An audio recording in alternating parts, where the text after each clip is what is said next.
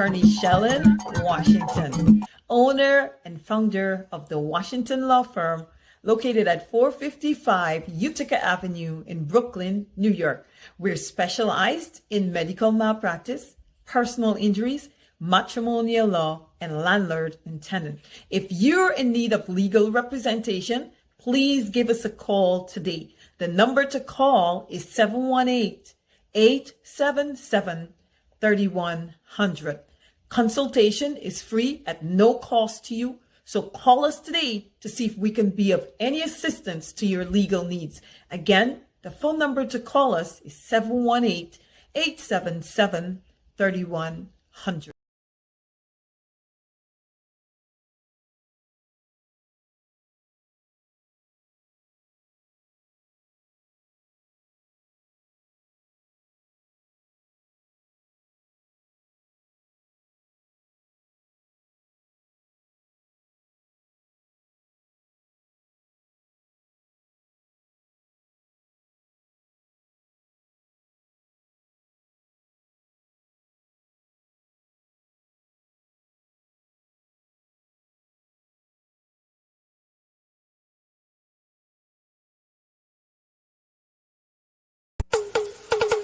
Basement level vibes with another one,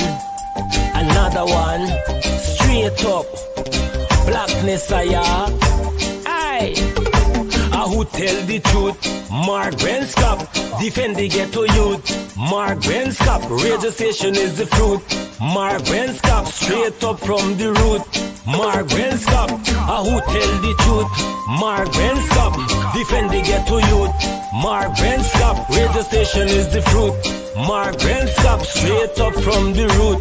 Mark Benskop, I do it for the love, him not do it for no money. Straight up, him attack, educating everybody. Big up my friends and big up my family. Turn on the radio, catch the vibes, it's integrity. Straight up, Benskop stands for unity. One people, one nation, one destiny. Free up the truth in the air, even the blind can see. The deaf can hear, the dumb can talk, the cripple can walk. Boom. Who tell the truth? Mark Benskop, defend the ghetto youth. Mark Benskop, radio station is the fruit. Mark Benskop, straight up from the root. Mark Benskop, who tell the truth?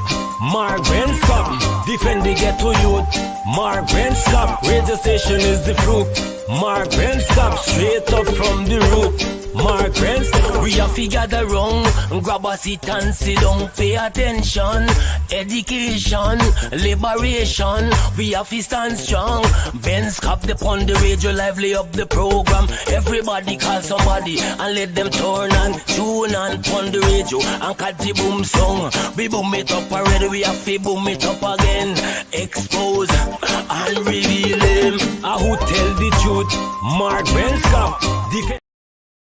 Hey, guess what? Good evening. My name is Mark Benskop, and welcome to Straight Up. We're going to rock and roll this evening. We're going to go until 10 o'clock or maybe a little after 10 o'clock.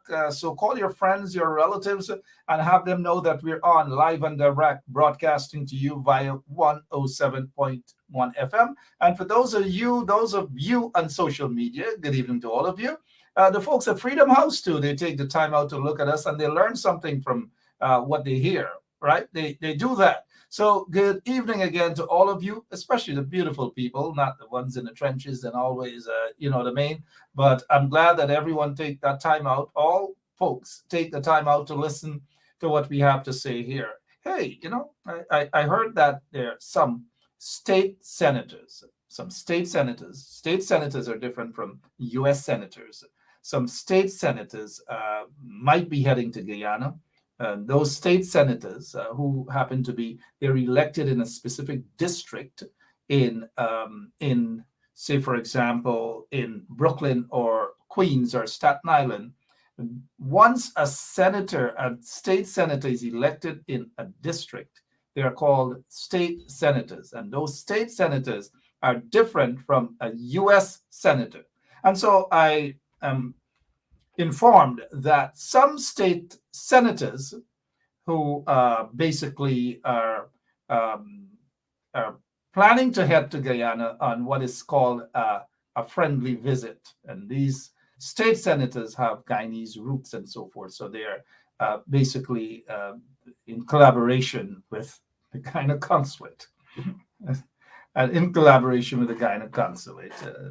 I don't know, they're probably heading down there to have some fun and so forth. Far from what is considered a fact-finding mission. Far from that. State senators are just basically state senators. I'm not knocking any one of them, but there's a difference with state senators and U.S. senators. And when you talk about a U.S. senator, you got Chuck Schumer is a U.S. senator out there in the Senate, different from a state senator. But we got some state senators with Guyanese roots. Might be, and this was planned a while back, since another senator with Guyanese roots, Brian Benjamin, who later became the lieutenant governor.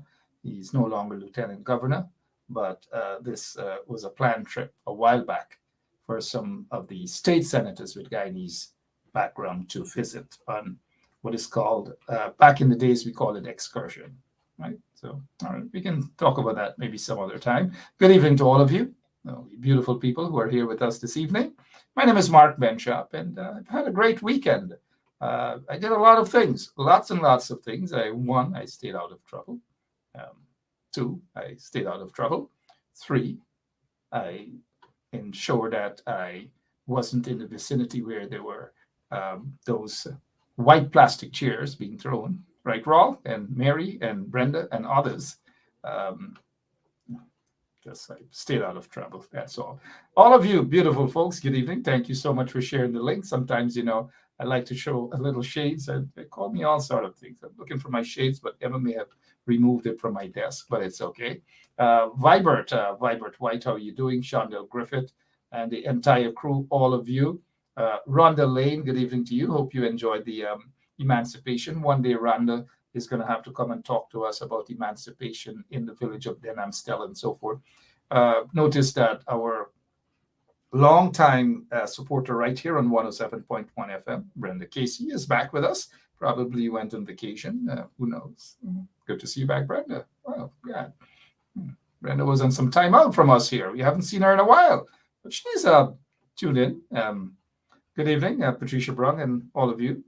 This evening, we have Leland Saul with us.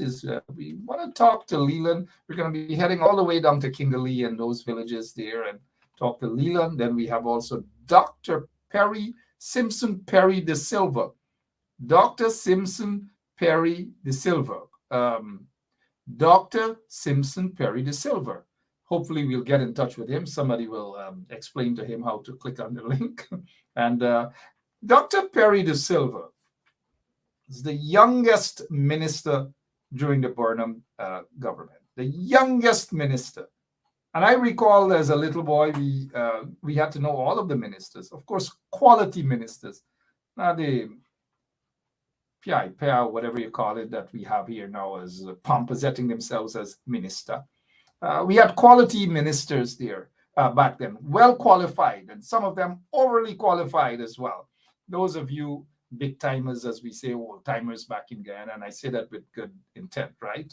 Because I'm fastly becoming an old timer now.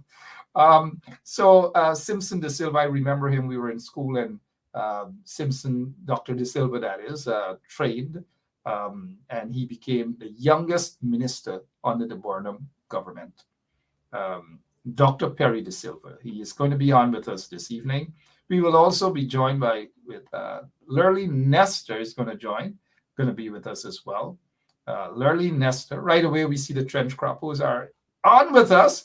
They love to come on. Look, let me say this to you guys, and I'll give the trench croppers them. They oftentimes come and right off the bat, they have nothing proper to say. That is why we do not tolerate them. We throw them in the trench almost immediately. So one trench crop will come, bumps raised, right away we throw them in the trench. We do not allow any distraction here at all. We throw them in the trench. They're going to have to create another page and come again. We just do not tolerate them. And I don't care how much they want to cry up and fight up about freedom of speech. And we are not concerned about that. NCN doesn't give us the time of the day.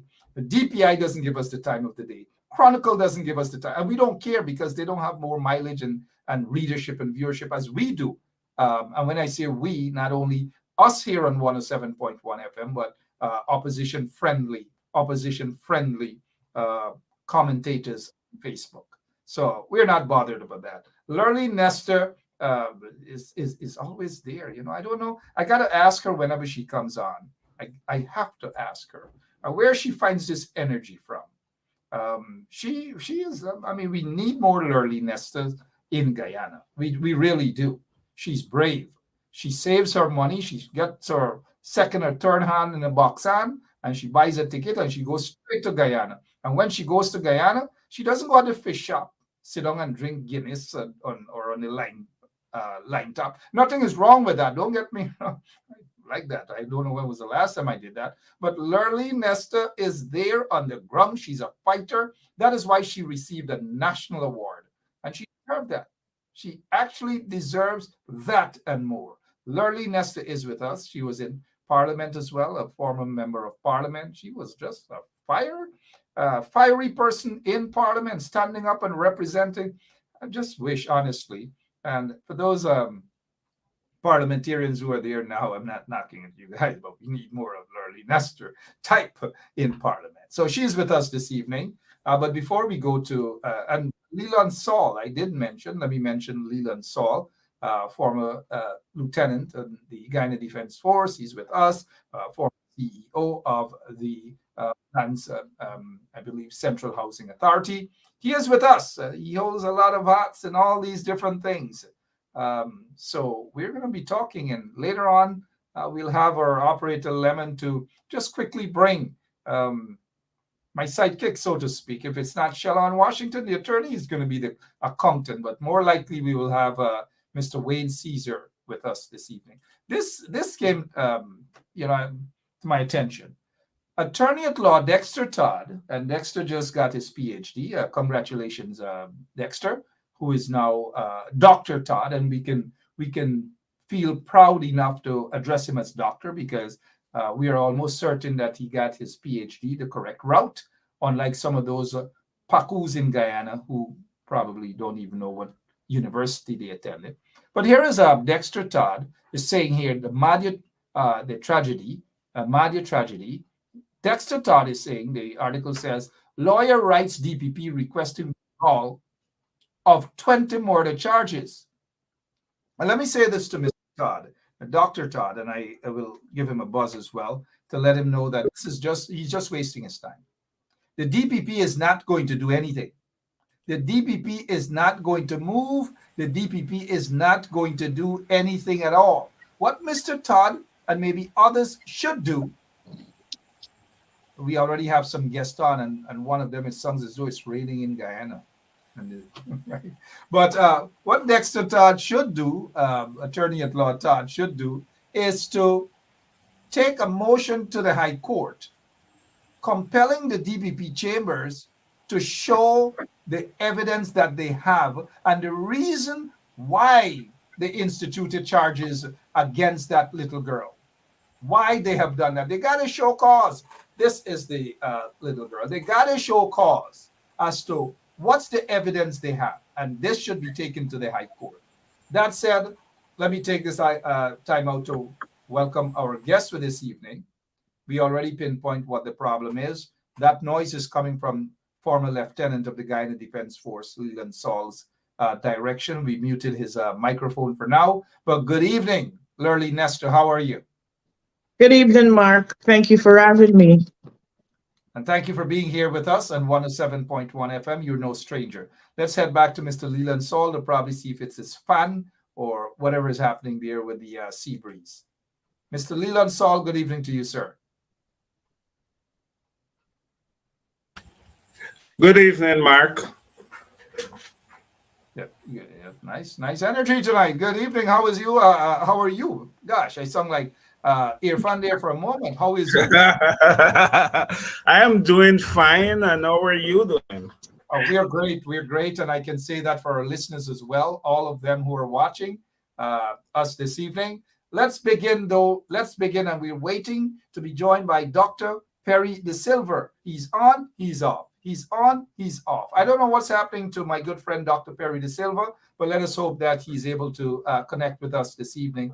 Let's start, first of all, with Ms. Lurleen Nestor, who is the recipient of a national award, former member of parliament as well. And we can fairly and justifiably describe her as an activist, a social and political activist. She does her part in all of those areas. Ms. Nestor, let's begin first of all with the 38th death anniversary of President Lyndon Forbes Sampson Burnham. Talk to us about that as you reflect on his contributions to Guyana.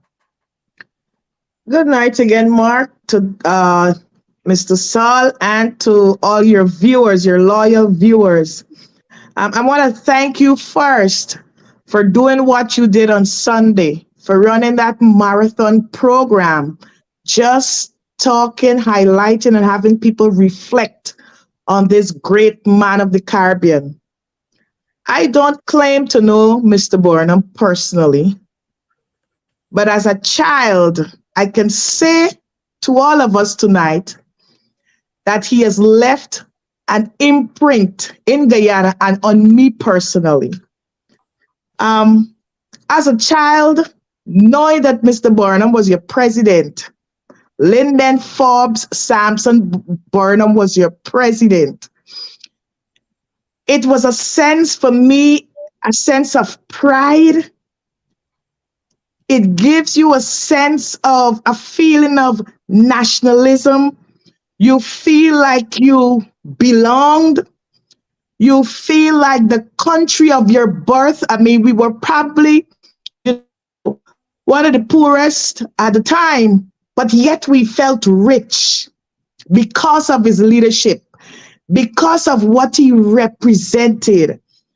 And, a lot of folks ask me, this weekend, there are a lot of people who've been reflecting on Burnham. And I thought for a moment, I said to myself, if each of us take at least one, there can't be another Burnham. Don't care what anybody say.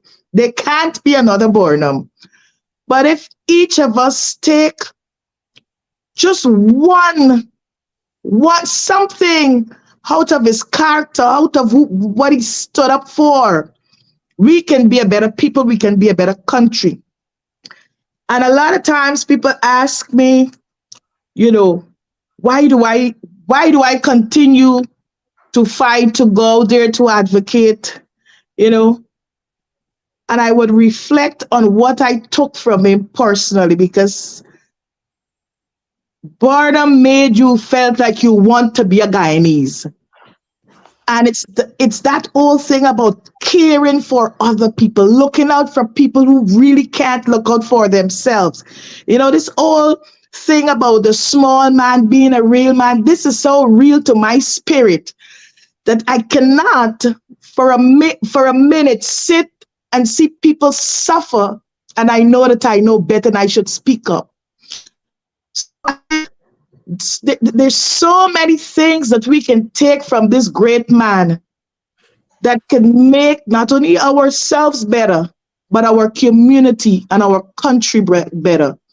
So those who try to deny his right, and tonight, Mark, I want to reflect on those who campaigned heavily against him when he was to receive that award in South Africa for what he did to help in the fight against apartheid in South Africa. He was there leading the charge for the Caribbean.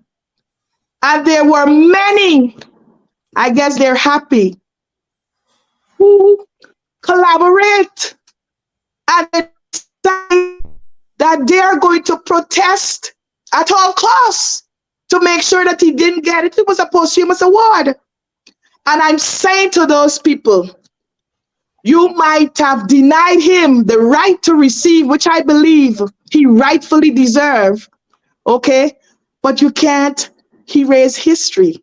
He has made his contribution not only in Guyana, but in other parts of the world. He stood up for South Africa when some of us, when many countries did not stand up as yet, but he was out front. And so when I reflect on that, on the man Burnham, his legacy is so huge. You know, many try to erase what he did, but you look in every corner of Guyana, you will see remnants of Burnham. And that is why I believe some people are scared and they want to rewrite history.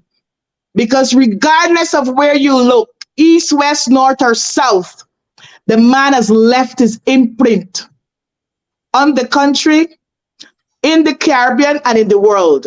We'll stop. And so, We'll stick a pin at that. In the sure. country, in the Caribbean, in the world. I'm glad that you mentioned that when he was supposed to receive that award from the South African government, there were so many people who, some of Mhm. them, are familiar suspects. You know, some of them claim to be talking on behalf of Black Mm, people, Black Guyanese, and all these sort of mm. things. It was a shame and disgraced, anyways. I That's don't forget those yeah, folks. absolutely not. But let's go to the former lieutenant of the Guyana Defense Force, Leland Saul, and let's not mistake him with a rascal. This is Leland Saul. Mr. Saul, good evening to you.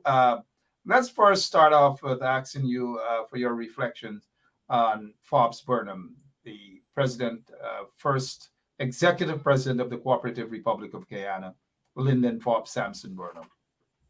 Good evening, Mark. Good evening, Miss Nestor. Good evening, You know, sir. the work of Lyndon Forbes Sampson Burnham, it is unmatched.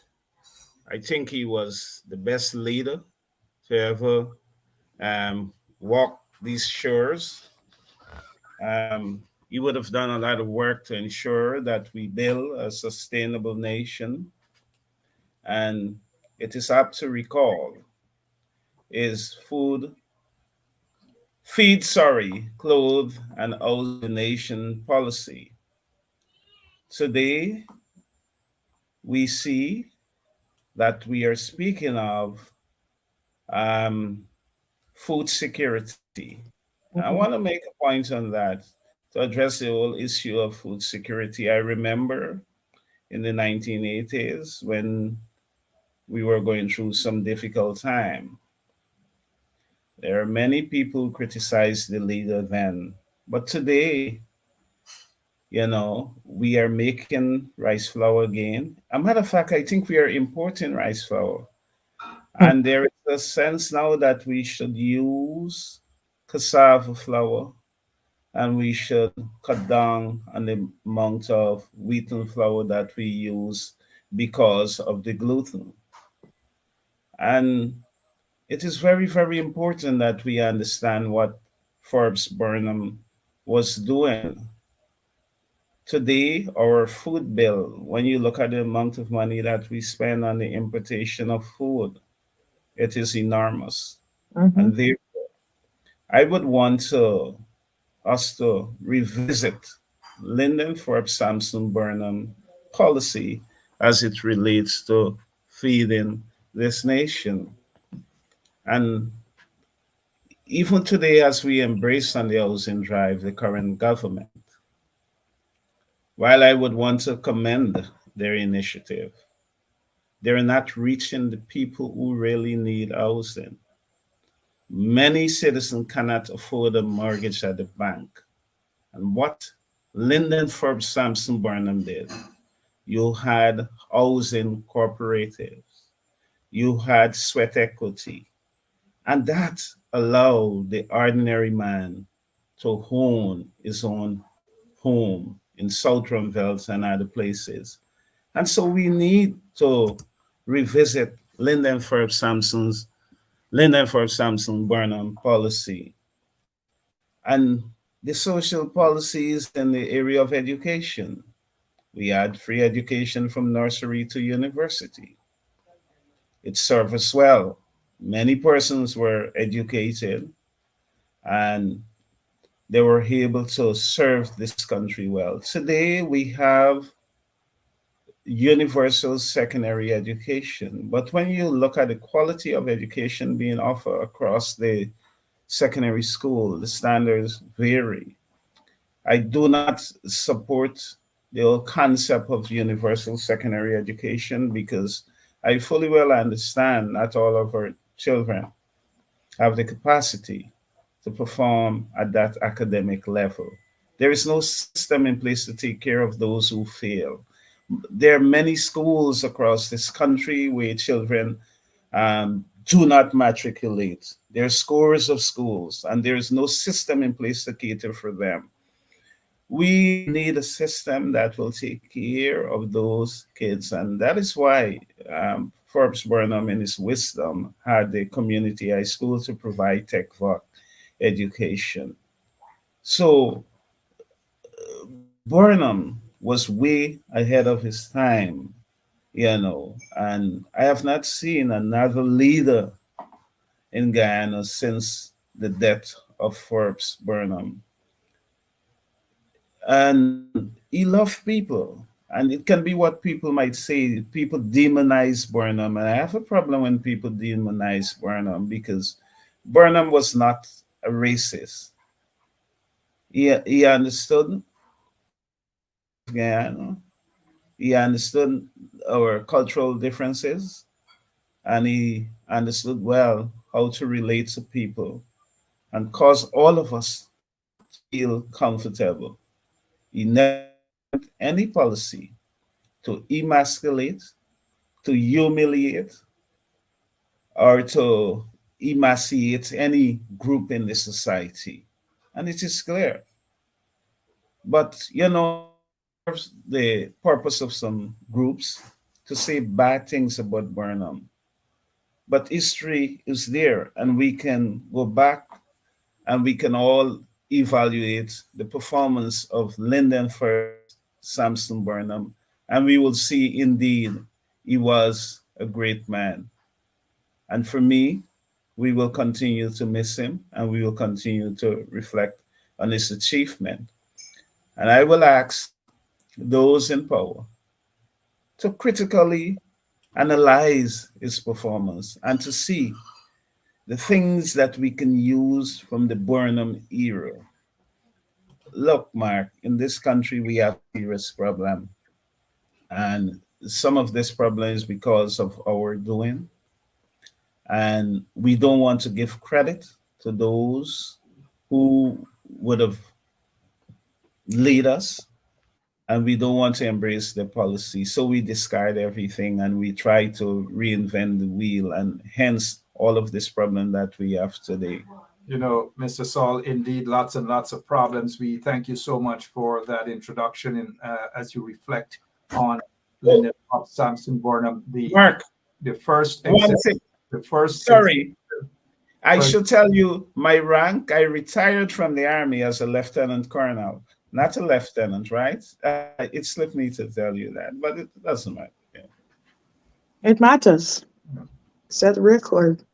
Thank you so much, Lieutenant Colonel. And as we reflect on the contributions made by the first executive president of the Cooperative Republic of Guyana, Lyndon Forbes Samson Burnham. We move away slightly from that. We were expecting Dr. Perry De Silva. For some reason or the other, I'm not sure if it's his internet or it's his phone or whatever, he keeps bumping off, but we will still, keep our fingers crossed that Mr. De Silva will join with us this evening. Later on, we'll be joined by Wayne Caesar as well.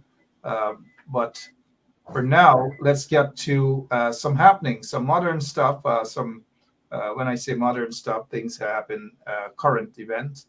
Today, all of the mayors were sworn into office. All of them from wherever to wherever, all of them here.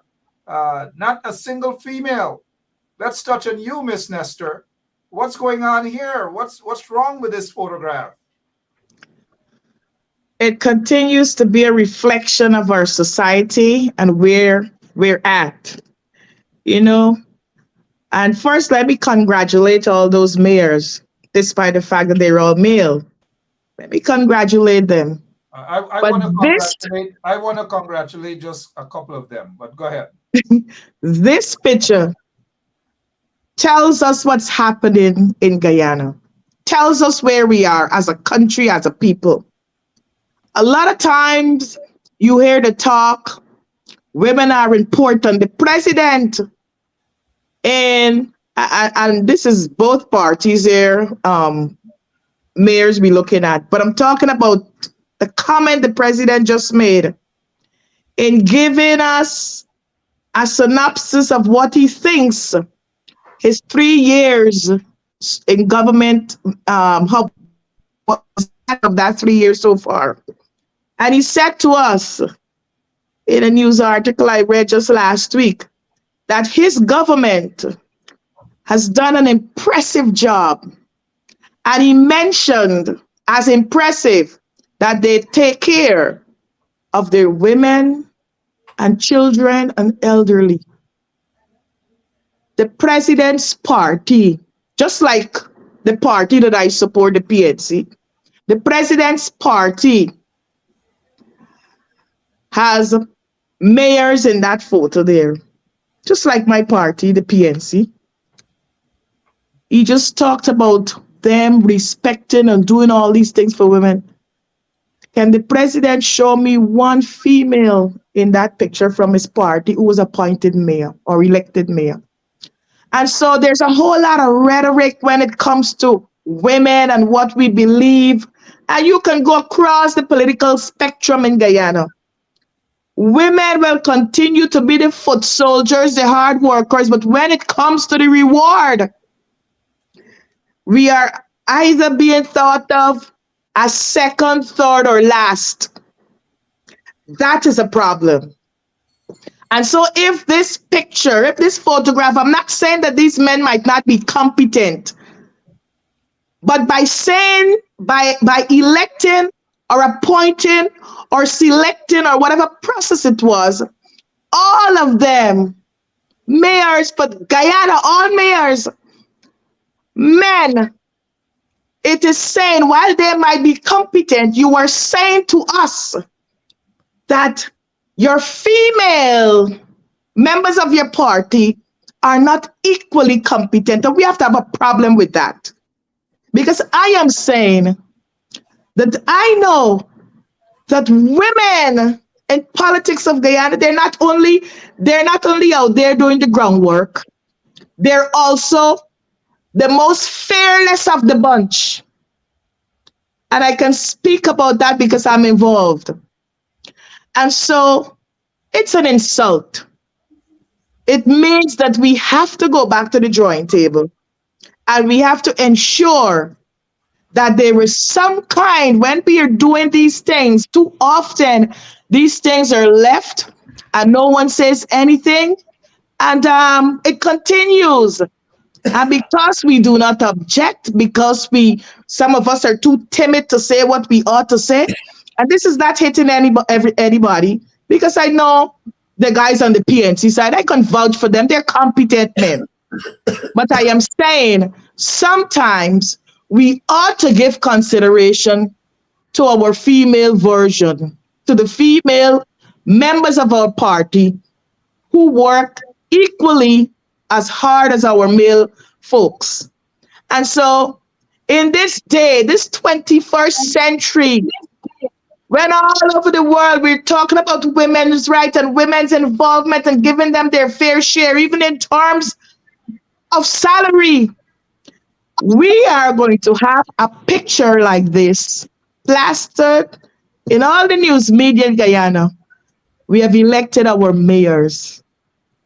It's a sad day, but I'm saying we can't sit and sleep on it. We have to work to change that. And it says something not only about the parties in Guyana, but something about our people, what we will accept. We have to move beyond rhetoric when it comes to female representation in every sphere of the society, including in the business sector. Well said. Well said, Ms. Nestor. I've noticed some people are counting the amount of female mayors. I would say add the word competent female mayors. Yvonne Yerod Ben was mayor of Georgetown, and we have had a couple others. And then And had there a couple of mayors as well. But go ahead, Miss Nestor. You were sorry, Mark. We've been talking Burnham before. We talking the 20th century. Go back under his leadership as president of Guyana and as leader of the PNC, and we can identify mayors who were female because he understood the dynamics. Thank you, He sir. understood that women ought to have been involved. And if you look in the PNC at the time, under his leadership, you would see women, while he was president, occupying various offices in his government at a high level. Thank you. So he understood the importance of making sure that there is equal share. Thank you so much, Ms. Nestor. As we seek to move on to the other guests this evening, let me just say that the mayors are not elected by the people. And so the leaders of their parties cannot say that these folks were elected. And this is not saying that some of these folks are not competent. Some of them are competent. Some of them are just basically wishy-washy right there and then. But it's the party that selects. The parties select these individuals as mayor. They're not elected directly by the people. So there's no excuse not to place a female there as mayor. However, we wish those who are representing the opposition well, and those who have been selected by the installed PPP regime, we know what they're all about. And that's all I wish to say at this point in time. But they do have a female deputy mayor from the coalition side, and that is someone from Georgetown who is the deputy mayor. So with that said, let's move on now and welcome Wayne Caesar is with us. I've noticed that we have Dr. Perry De Silva also is with us. We finally got him. Let us welcome Wayne Caesar and Perry De Silva. Good evening, gentlemen. Dr. De Silva. Thank you very much, Good evening, Mark. Yeah. And good Thank you, evening, sir. fellow panelists. Yeah. Good evening. It looks as though we're going to keep losing Dr. Perry De Silva, but let's. No, I'm here. I'm here, Mark. Sorry, I'm here with you. I hope you don't lose me any further. We don't want to lose you at all. We just don't want to lose you. Thank you. And our Lieutenant Colonel is with us this evening as well. Wayne, what is your take, please, on this this all male mayors who were finally sworn in today? Finally, after weeks, because their finale felt comfortable going to China and all over selling out Guyana. What is your take on all male mayors being selected? Well, I'm going to first start off by saying, Mark, I'm 1,000,000% in agreement with Miss Nestor here. This photo lacks diversity, and she is correct. You know, we've moved from the 19th into the 20th. Now we're in the 21st century. This photo should not be a photo without females in it. I feel like if the women would have come a long way, and I personally feel that if we had more women in leadership roles across Guyana, the country as a whole would have been a different place. So I am fully in agreement with her. While I do say congratulations to the new mayor-elect, and, you know, I have no doubt that, you know, for the most part, they are competent. And, well, I would hope that they would execute their duties and their mandates to the people correctly and honorably, you know, lacking any corruption whatsoever. Listen, our women have shown, Mark, over the years to, you know, have great values when it comes to executing their duties and their mandate to the people. They seem to be more caring in nature. So listen, I'm all for the women, and I support having more women in leadership position. And Ms. Nestor is right. Women needs to be paid equally. They go to school, and a lot of times, Mark, they outscore the guys and do better than them. So therefore, yes, they should be in line for better pay, and they should be on the same level. Okay, there shouldn't be any difference in the level. Mr. Wayne Caesar there with his quick introduction for us. Thank you. We can't disagree with anything. To you, Mark. We can't disagree with anything there. And so one of the things, though, that Mr. Caesar did say that he said women excel and beat us men in. I remember I was in school and there was one time I got beaten by a girl in school, and it was 34 of us in class, and I brought 33. So I beat her, indeed. So, Dr. Perry De Silva. Yeah, 1 second, please, sir. Dr. Perry De Silva, because it looks as though we don't want to lose Dr. Perry De Silva. Yes, Mark. Yeah. Let us, sorry about that, Wayne, because Mr. De Silva, Dr. De Silva, we keep losing him. And we don't want that to be the case at all. So, Dr. Perry De Silva, you were one of the youngest, or the youngest, sorry. I don't want to make the same mistake like Lieutenant Colonel. You were the youngest minister in the Burnham's government. You were Minister of Agriculture. I remember that because we used to have to remember you in school, and if we can't remember you, licks like peas. Who's the Minister of Agriculture? I'm the first one to put my hands up. No girl putting her hand up before me. Wayne, I'm the first one, right? And we had to say, Miss Dr. Perry De Simpson, or you had to say something. But Dr. De Silva, talk to us about this man that is on the screen. Lyndon Forbes Sampson Burnham. Well, Mark, thank you very much for having me on the show.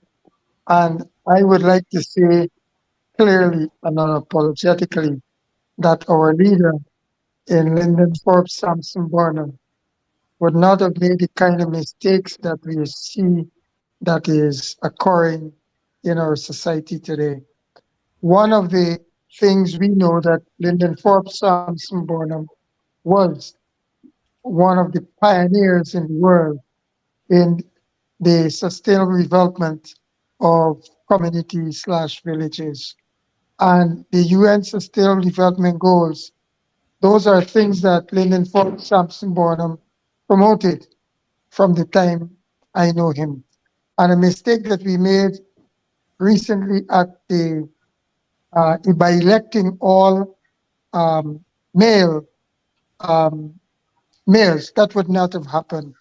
He would have been very careful to make sure that there is gender equality, and he would have made sure that we reduce and or eliminate inequalities.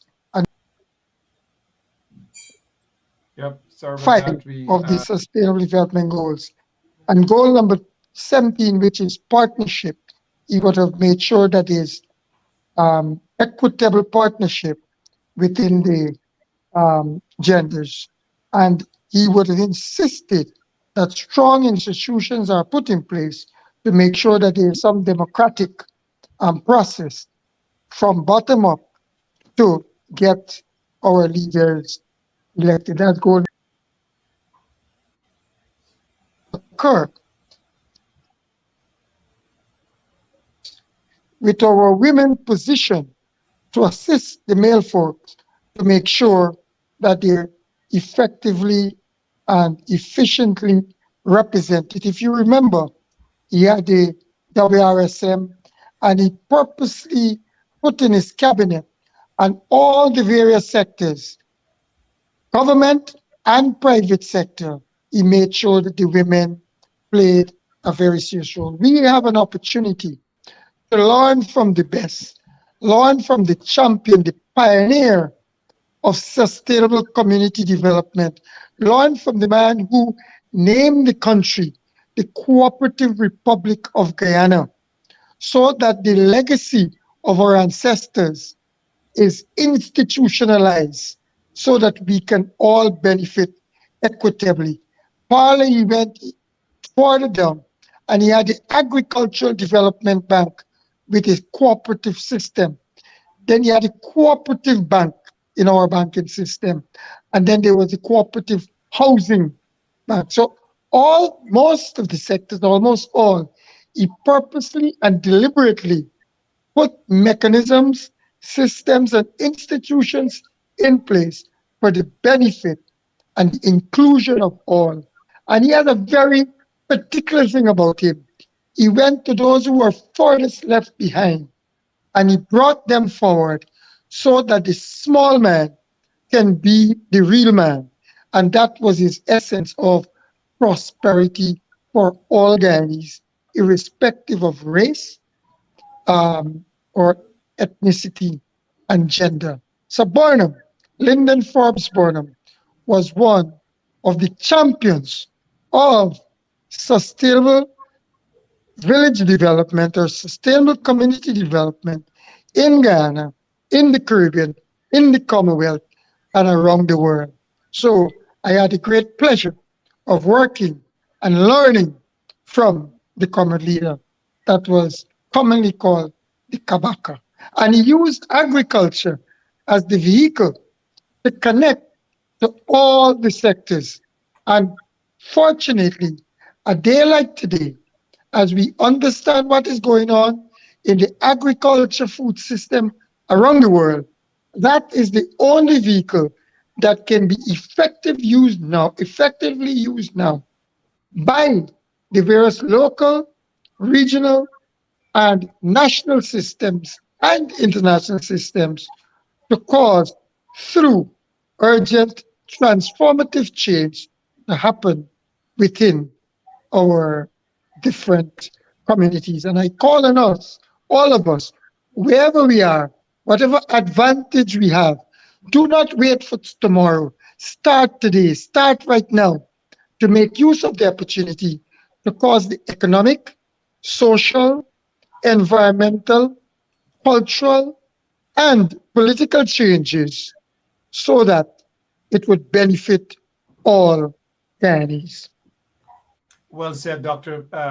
Perry Simpson, Dr. Simpson Perry de Silva. I would have gotten 2 lashes in school just for that. I want to thank you personally for all those years of services you've given to Guyana. And I was so proud when we were told of the announcement, even as a little child, that you were the youngest Minister of Agriculture. Maybe sometime very near in the future, we should have an entire program talking about agriculture back then and where it should be now. We see the decline, the massive decline of agriculture in Guyana, specifically under the PPPC regime. Well, let's head over to Wayne. You wanted to make a point. Sorry about that. Please, do you remember the point you wanted to make before we head over to Mr. Saul? I think I forgot it, Mark. I think I forgot it, yeah. Sorry about that. No, that's okay. That's okay. You're getting old, like some of us on the panel, like myself, right? Mr. Saul, last evening there was a function. You were there. Dr. Simpson Silva was there as well to honor this great man who is the pioneer of the village movement, purchasing of villages across Guyana. Kojo McPherson, the former slave who bought the plantations of Litchfield and Kingley on the west coast of Berbice and converted them to villages. He is the great-great-great-great-grandfather of trade unionist Lincoln Lewis, among others. You are also connected biologically to this great man who was enslaved. He was a slave, so to speak. He was enslaved, but he was brilliant. Can you touch a little bit briefly on Kojo McPherson and the impact that he has left upon the village movement all across Guyana? Mark, thank you. Kojo McPherson was an enslaved African who was brought to these shores. At the time of emancipation, he bought Litchfield initially, and he organized Litchfield into a model village. There were several persons that went to Litchfield from the other plantation, as far as Falls and the adjacent plantation. And it was noted in 1841, when the stipendiary magistrate was visiting to investigate condition on the coast of Guyana, When he arrived at Litchfield, he was very much impressed by what he saw there because Kojo was the schoolmaster. He was teaching the kids. The village was one of the best organized or the most organized village along the coast. Um, Kojo subsequently bought other villages to Kingley Fellowship, and he was a representative of the people. And not only acquiring these villages, but he ensured that the villages were sustainable by the way how the villages were organized for livelihoods. So villages were zoned. You had the housing area, you had area to do your cash crop, you had area for grazing and for rice wheel and so on. Apart from that, there was a governance system, and you had counselors to look into the affairs of the village. But one of the things that caused us to go to Kingley, and I must mention that, because in 1850, in January, Kojo McPherson and Jesse Cameron bought Kingley and Phoenix. Um, Jesse Cameron would have settled for Phoenix, and he later sold that. But Kojo McPherson retained Kingley, and that property is still in his name. Unfortunately, squatters are being encouraged to settle there by senior state officials because it is in record. The Attorney General, he said that Kingley is state land, and we really don't know how it becomes state land. And so we want to reaffirm our ownership of Kingley by inheritance. And so we decided yesterday it was appropriate for us to go there and honor Kojo McPherson, because it was because of Kojo McPherson the whole concept of sustainable village was given some life in Guyana, because what he did at Kingley was copied by the other villages along the coast in terms of the organization and system of governance. More than that, though, is the challenges that we are faced with now, today, when you have senior government officials encouraging people to go and squat on that property. But we, as I said before, we are prepared to defend what belongs to us, and we will not encourage that. Thank you. Thank you so much, Mr. Saul. Appreciate that, quick, description of what happened there yesterday in the village of Kingley, remembering the contributions, massive contributions made by the Honorable Kojo McPherson, His Excellency Kojo McPherson. Let's head over to Lurleen Nestor, Miss Nestor. How important it is in terms of ancestral lands that the ownership be kept to the generations as new generations do come by, instead of certain people with a personal agenda, racist agenda, wanting to covet people's ancestral lands. Kojo McPherson, the Honorable Kojo McPherson, made his contributions for his generation and by extension for the entire country. Your take on the importance of ancestral lands? First of all, let me thank Mr. Saul for that very good history lesson he just gave all of us. I appreciate it. I myself was born in a village that was bought by slaves. That's Bedford-Wacton, better known as BV or Baron. And so when you hear these stories of former slaves just taking whatever little they were able to acquire during that period of indentureship, saving their pennies and pulling it together to purchase lands, raw lands. People must understand this, and develop those into villages where people can live. That's a sign of skill, it's a sign of intelligence, and it's a sign of people recognizing and understanding that their dignity and their worth matter. So for me, ancestral lands are very important. Why would a government and want to deny a people their history? Because to deny them of their ancestral lands is to take away their history. And a people who is not familiar with their history is a lost people. And that's part of the problem. When you don't know these things, you just don't care. And so I believe very firmly that those of us, and I want to thank Mr. Lincoln Lewis and his family for fighting to keep those lands. I don't know what's the status.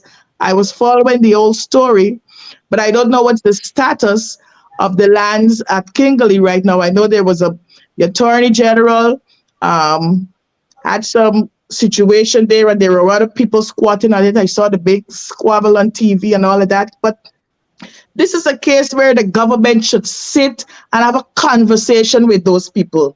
Have a conversation with the family of Mr. Kojo McPherson. You just can't deny people their ancestral lands. This is blood, sweat, and tears that was used to buy those lands. And so for me, it's very important, but there are more stories like these. I'm quite sure that in many villages, those lands would have been taken from people and they don't know till now. So these things are going on all over Guyana. We just happen to know probably of this because Lincoln Lewis and the others are highlighting this one. But no, ancestral lands belong to the people. It's part of our history. Well said. Mark, I just want to make a point here.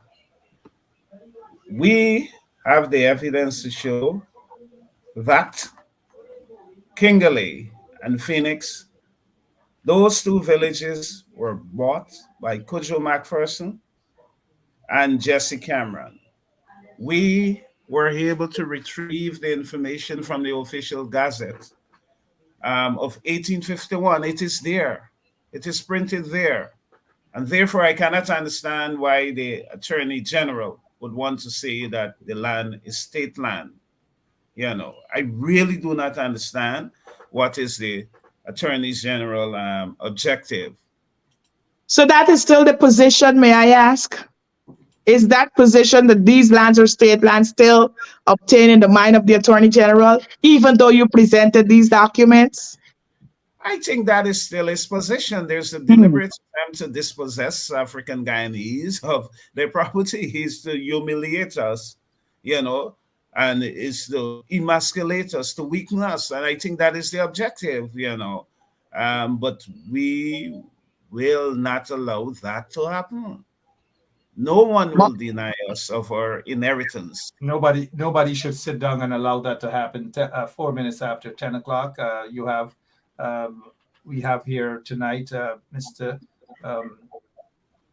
Former Lieutenant Colonel of the Guyana Defense Force, Leland Saul, with us, former Member of Parliament, Ms. Lurleen Nestor, with us, and Dr. Simpson Perry de Silva, former Minister of Agriculture during the Burnham presidency. And we have our accountant, Mr. Wayne Caesar, with us. We're keeping an eye on Dr. Perry de Silva. I'm not sure if he's done over. See, there we go. But we are keeping an eye on him. Let's head back to Mr. Wayne Caesar. Came from a village, Plaisance, bought by enslaved Africans. Another village bought by Mr. Caesar. Listening to what Mr. Saul and Ms. Nestor just said there, what are your thoughts on ancestral lands? Well, listen, Mark, in order for our history to continue, in order for our history to grow, in order for our history to be passed on to future generations, it is imperative that we hold on to our inherited lands and our inherited property. Listen, this installed government is seeking to try to erase, you understand me, the history of our ancestors. And we will not stand for that. Right? And secondly, the Attorney General is not the smartest person in the room for most of the rooms that he is in. Okay? He needs, Mr. Lincoln Lewis has documents. The squatters have absolutely nothing. So what right do they have? This is a simple case. This is not a difficult case. It's very simple. Mr. Lewis have documentation. He has been there for many, many years. He didn't just show up somewhere and just, set up house. He's been there. Kingley has a history, okay? It has an Afro-Guyanese history. You cannot change that. You cannot just take that away from the people, Mark. And we need to start standing up and preserving our villages. The reason that we have these villages is because of the blood and sweat of our ancestors. And they didn't get it by sitting down. They had to stand up and fight for it. So we have to stand up and fight and make sure that we maintain custody of our villages, because essentially that's a huge part of our history. What history do we have without our villages? What history do we have? Over to you, Mark. Thank you so much, Mr. Wayne. Caesar there, we've got to maintain that. Let's get some words there, a few words from Dr. Simpson Perry de Silva. I like to always address him as a former Minister of Agriculture, because a lot of them, we can't just remove them from our minds, especially little kids when we were little kids. Dr. de Silva, talk to us, please, about the importance of ancestral lands. Talk to us about the importance of folks like the Honorable Kojo McPherson, and how important agriculture is as well, because our African foreparents, when they bought those lands, they didn't just sit down and eat dry coconut and sugar. They had to plant the lands, they farm, they had to ensure that drainage and irrigations and everything. And that is why Guyana is where it is today. Talk to us, Dr. Perry de Silva. Yeah, thank you very much, Mark. Mark, we have to remember very clearly that agriculture is our culture. We came here, we were brought here enslaved, or we were brought here and we were imprisoned. We were never slaves. That's what they told us. When we are telling our story, we have to be clear. We were put in industrial prison complexes, and we were not paid, and we were treated worse than human beings. And what we inherited from our ancestors, we must understand clearly what is happening today. There's serious land grabbing everywhere. That's a fact. And we must stop it now. Because even in areas where our people do not have the right to sell, some of them are selling, especially in areas that you're from, Mark, and myself, Alness, Ulverston, Manchester, Liverpool, 52, 58. Truckloads and upon truckloads, hundreds of truckloads of sand and earth, as in clay, is being removed. That must stop immediately because it's illegal. It's causing some serious environmental challenges. I know of cases on the quarantine along the river, the banks of the river, where you have precious and very high-priced property, and along the ocean fronts. People are being locked up right now, indicating that they are trespassing on their own lands. A 86-year-old man called me from 2 days ago from the Burbis River, and I know the case very well. He lived there for over 60 years, and someone of Indian descent was allowed to stay there for a year while he was sick. That man then called the police on him and got him locked up along with his son for 3 days. And that is as recent as 2 weeks ago. Those kinds of things are happening all over Guyana. And we have to intervene immediately. The time for our conversation about these things is now. But while we're doing the conversation, we have to take massive transformative actions. And we have to solve the problems within our communities or within our heritage village. I call that CASH, conversation, action, solution in our heritage villages. And we have to use African traditional methods. So it is cash ATM. Let us have the conversation while we take action, solving problems in our heritage villages using African traditional methods. Our methods were clear. They were sustainable. They were promoting sustainable livelihood. We back then promoted prosperity for all of us, which is goal number 1. Then we made sure that no one was going hungry, goal number 2. Good health and well-being, that was our thing.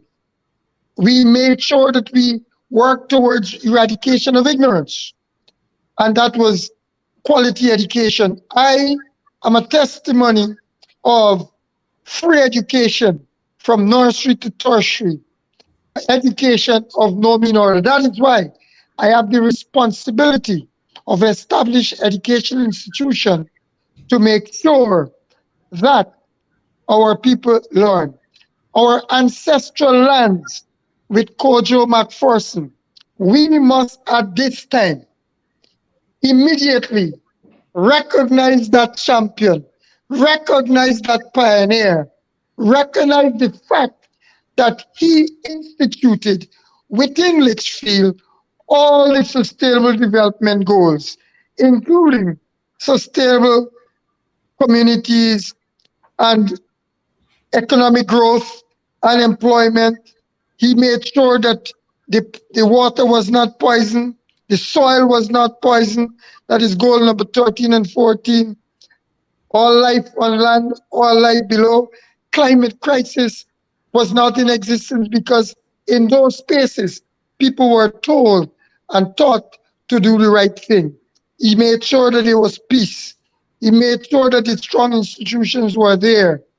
He made sure that there was decent work and economic growth. So what he had, he even shared with those people on the southern side.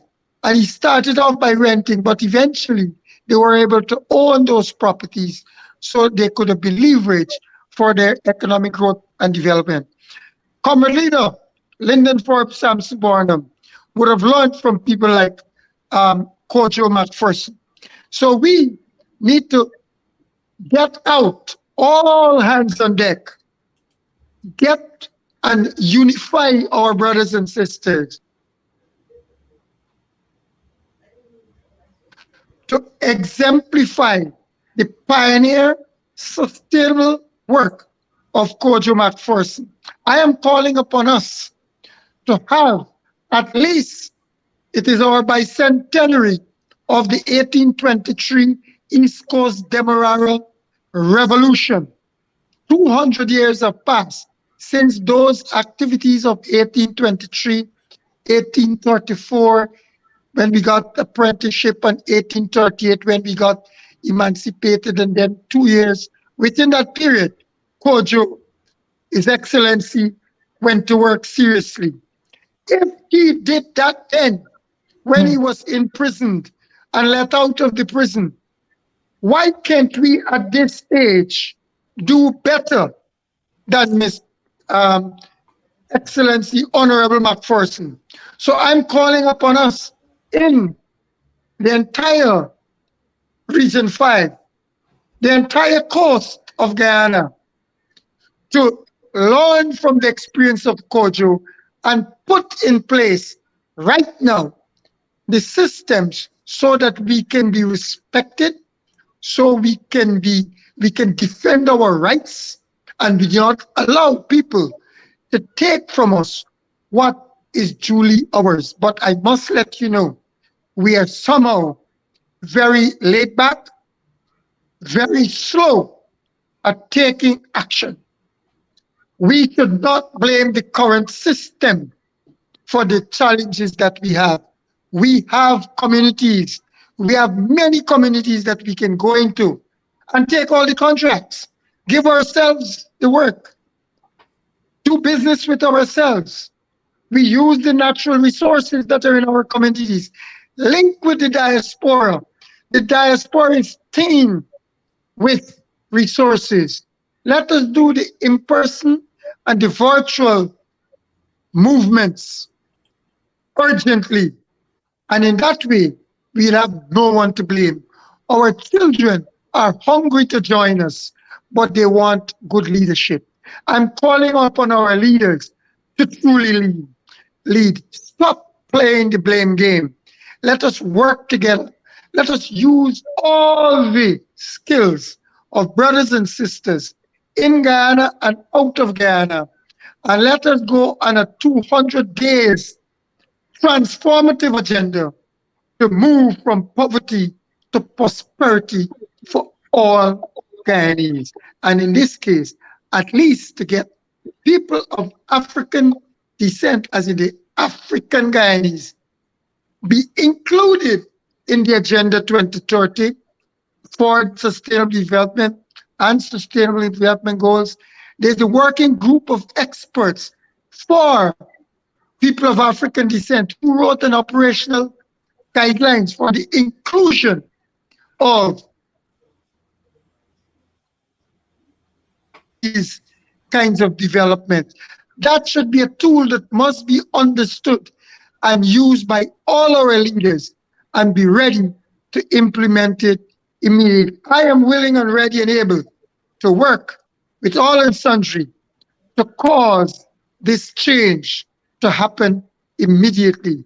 Time is not on our side, and we should step forward now, Mark. And I hope you use your platform and the skills you have to mobilize not only the diaspora, but people in Guyana to focus on us, focus on our villages, and let us do what has to happen now, because our ancestors are watching, they're with us, and let's use that energy to restore the agricultural inheritance, to restore those tangible and intangible inheritance.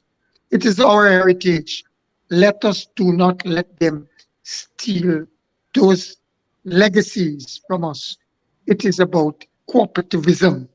Kojo McPherson taught us, Kwame taught us, Lyndon Forbes Sampson Burnham taught us.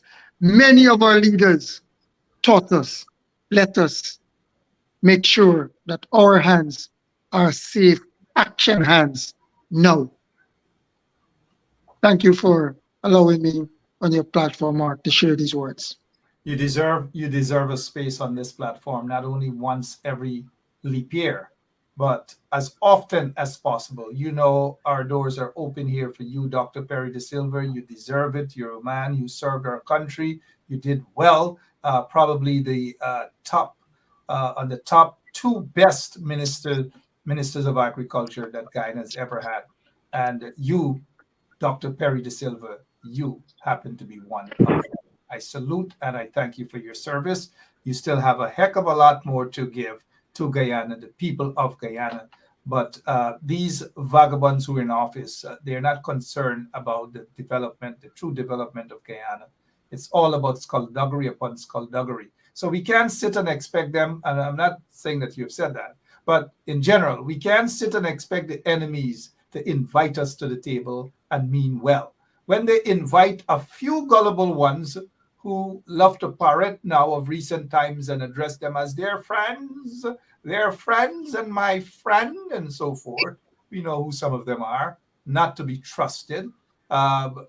You know, those are the type of people, the enemies, the political enemies love to sit down at the table to eat the king's meat, to benefit themselves. But we as a people have to demand, we have to ensure that we take what is ours. Simple as that. Some of them might not like the strong language, but it is what it is. Ms. Lurley Nestor, over to you now concerning the fact that we're hearing this installed PPP regime has grabbed a couple of flatfoot hustlers, persons who are supposed to be of African descent, to represent African people, people who have no respect in the African community. Your take on this so-called PPP organization? Thank you, Mark. Before I go there, may I respond? Not respond, but may I give a little comment to what Brother De Silva just said, please? Sure, go right ahead. Thank you so much. I want to thank Mr. De Silva for his passionate plea for us to get up and help each other. And he said not to blame the system. I would like to agree to disagree with former minister, whom I have great respect for. Slavery might have ended, the colonialists might have left, but I am saying the system remains. And, if you don't have people, and I'm talking genuine leaders like LFSB, and those leaders who understand that the system there has to be changed to the point where people like me and you can benefit, where all of us can benefit. When rogues leader get in, they revert back to the colonial system because it is there for a purpose. So while we must get up and get and help ourselves, we cannot close our eyes and be blinded to the fact that there's a system in place to keep some of us where we are. So we have to get over that. I'm very optimistic. I'm hopeful. And that's why I do what I do, because I live with hope and my faith that carries me through. And I'm always believing that things will be better. But I'm not going to be naive to think that things will be better by me just trying to get up every day. No, some things will have to change, my brother. And the political leadership would have to understand that equality does not mean equity. Some of us are at the bottom, like Cherry Jagan say, Boston said black people are at the bottom. Let's not forget that. The system that brought us from Africa and changed to the Caribbean made us start from a place where we're not on the level playing field. So some of us have to, back in the day when we tried to run relay to say you got to give some people edge. Over here, they talk about affirmative action to make sure that folks like me get into some schools because the system was designed to keep us out. And I am saying we can try all we try. We have to face that and we have to break down some barriers in the colonial system, which is still holding some of us back. You spoke about, my friend, the elderly gentleman, 86-year-old, who was sick. And there was someone who kind of lived on his land for a year and later on took him to jail, took him to the courthouse or to jail, 86-year-old African Guyanese who was sick on his own land living there, but somebody else occupied the land for a year, you just informed us. And I was kind of like, how could this happen? But people are able to do that because if the government is grabbing citizens' land, they're setting a precedent for ordinary citizens, whether they're of Indian descent, of African descent, or whatever, to go grab other people's land. Like an 86-year-old, he can't fight up like that. So if we have a government grabbing people like Lincoln Lewis and family's land, and the government is doing that, other citizens are sitting and they're seeing that if the government can do that, I can do that. And so we have to fight against those things. Yes, I believe that we have to come together like as a people and try to develop our own villages and so on. Plant up, try to make, we can do all of that. How many of us can go to the bank and have access to loans when a system is in place to tell us that we got to get $10 million, we got to show XYZ, and we don't have? It does not mean that we don't want to get up here. Some of us are barely surviving. Okay, but then there are all kinds of blocking the way. So some of us got to get action. I want to pause and reflect a little on Burnham. I know you know a lot about Burnham more than me, but let me say what I see. And I see Burnham taking this from the Kojo and everybody else because he was a visionary. Burnham had an ideology, and that ideology was connected to a vision. And that vision was connected to policies. Those policies were connected to programs. So everything makes sense. Now what you have is a whole lot of sporadic things happening. People don't even know what they believe in. And so things are happening, but nothing is connected. And so what we need in going forward, and I agree with you, Doctor, we need a holistic approach to reach to where we're going. What do we believe in? What is our vision? What are the policies and the programs that we can implement to get us to that place? You know, I am tired hearing about all these rhetoric and organizations. I like to see action, and that's why I do what I do, because I don't wait to go and ask people, and I stopped asking people to sit at the table a long time now. I passed that. I have to go and do because some of us acting too slow. But yes, I believe in the village movement. I believe that as a people, we need to get up and help ourselves, but we can't be naive to the fact that there are some stumbling blocks in the way designed to keep us where we are. We got to deal with that. We got to break those down. We can't sit up and say, oh, you can't complain and don't bother with those people. There's a government, not for one people, but for all the people. And the fact that the government, and I still have a problem with the government today saying we can't excuse these folks saying that they're not going to engage. Could y'all listen? They're not going to engage the opposition and discuss economic policies for the people. The opposition represent almost 50% of the country. But today, after 3 years, you are not sitting and talking to them because the government says they call them installed. That's petty. And I think that was deliberately said and done to do exactly what they do, control everything. And so you don't have the people at the table who can speak and represent the other half of the country. And I am saying the opposition need to get up and forget about that rhetoric. Okay? You are saying that you can't talk to me because I call you installed. People call people worse than that. It's petty. So to me, it's just a blinders day, just not to deal with them, just not to have them at the table to represent their folks. I am saying things like that we have to fight back against. People call Burnham worst, but he had Chetty at the table. What are you saying to me? He had Chetty at the table. And so please, I'm sorry if I'm talking too loud, but sometimes I get real passionate about these issues because I believe we have to do more.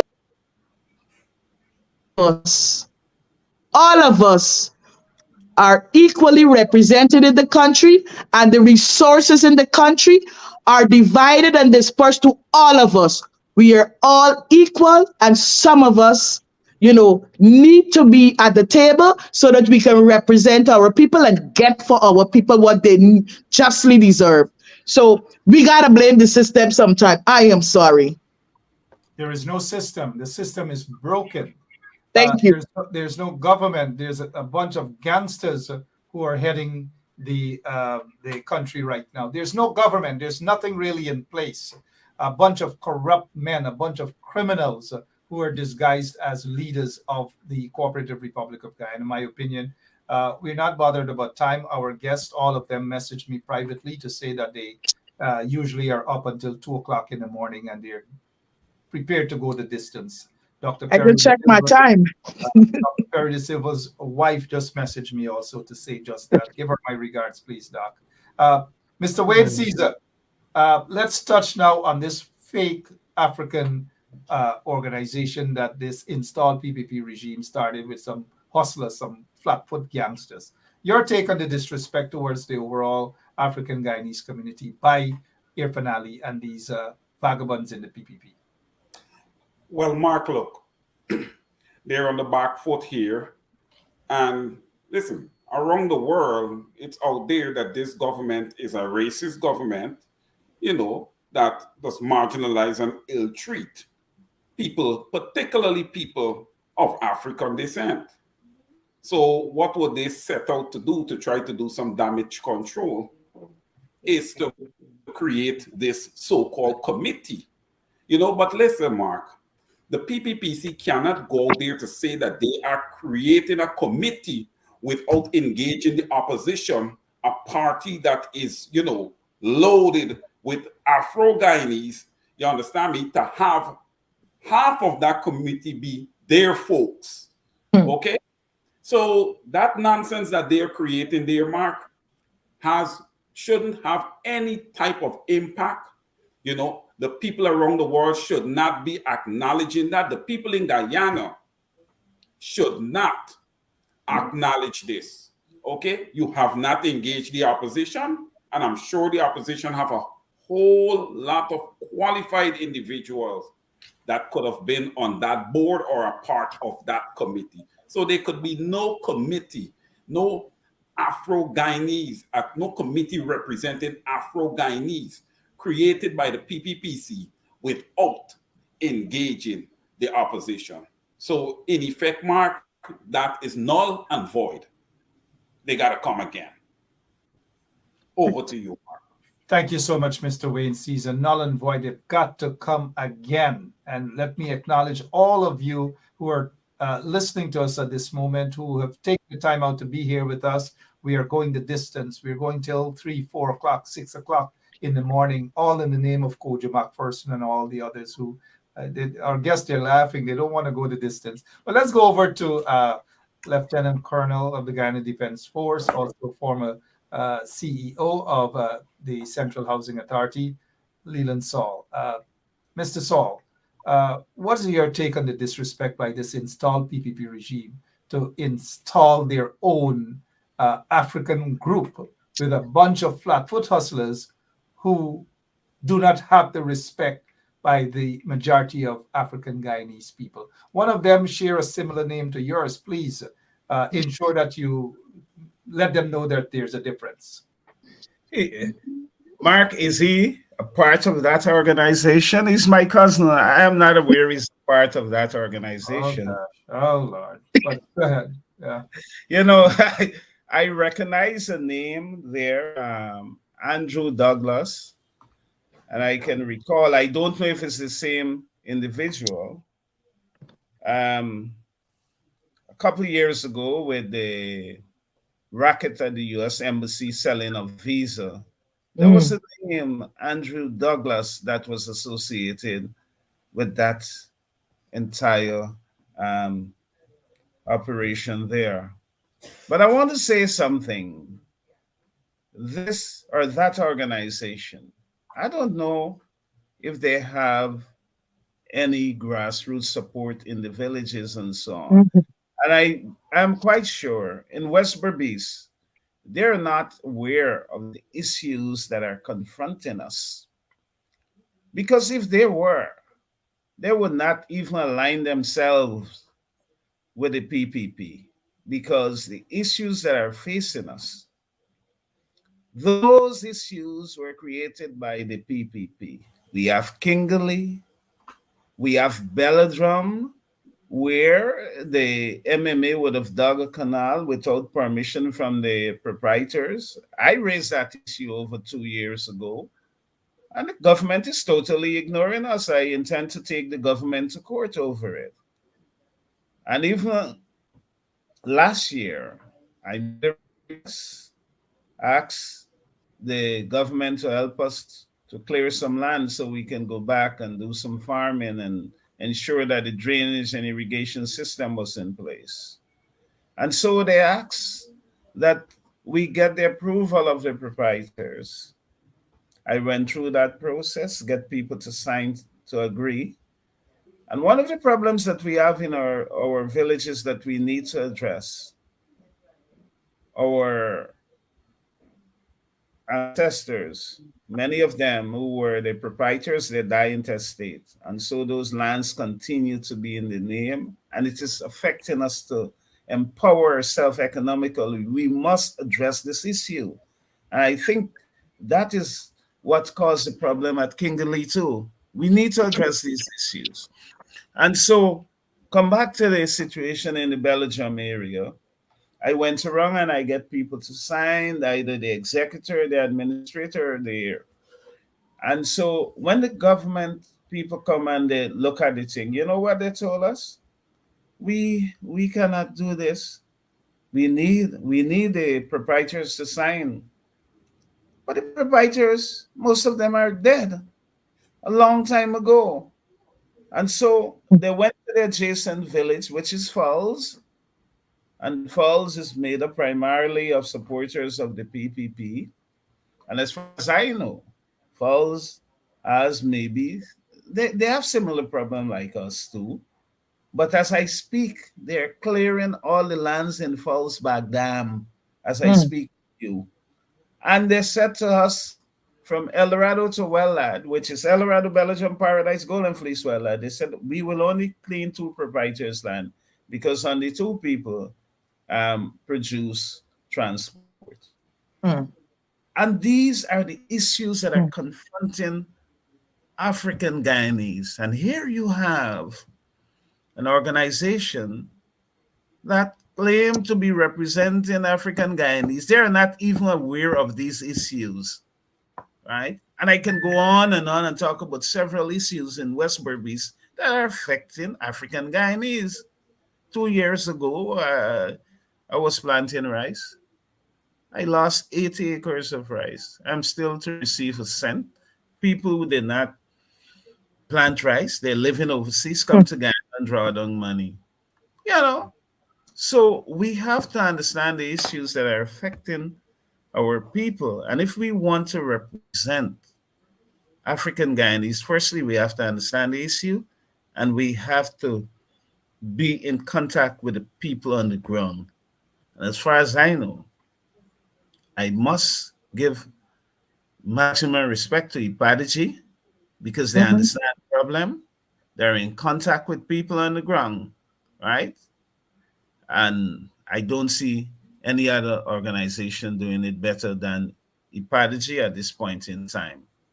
I can tell you that. Thank you.